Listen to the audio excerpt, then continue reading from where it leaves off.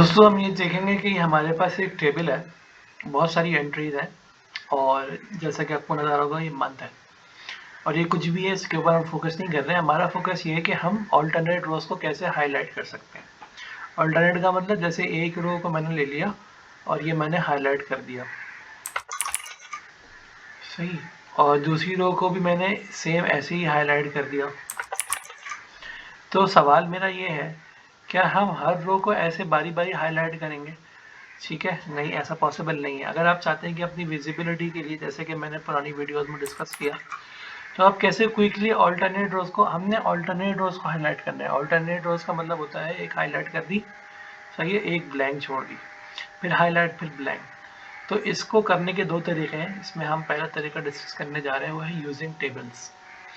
Table Excel के अंदर एक छोटा सा सॉफ्टवेयर आप कह लो, समझ लो। इसके अपने रूल्स होते हैं, इसके अपने फ़ायदे होते हैं, इसकी अपनी टेक्निक्स होती हैं, इसके अपने फार्मूला लिखने का स्टाइल होता है और ये हमें बहुत ज़्यादा फास्ट कर देता है। अभी मैं आपको दिखाता हूँ। मैं जैसे ये टेबल है, ये अभी टेबल नहीं है, एक बात को ध्यान में रखें, ये हमारे हिसाब से टेबल है लेकिन एक्सेल का टेबल नहीं है। टेबल में कन्वर्ट करने के लिए आपको शॉर्टकट है कंट्रोल T। ये आपसे पूछेगा, इसको आप छोड़ दें फिलहाल, ये सेल रेफरेंसिंग के अंदर आता है एडवांस में। ये नीचे एक चेक दिया हुआ है, लिखा हुआ है माई टेबल हैज़ हेडर्स, यानी कि वो ये आपसे पूछना चाह रहा है कि आपके टेबल के पास हेडर है या नहीं है। तो आप जैसे हमारे टेबल को देखो, कोई हेडर ही नहीं है।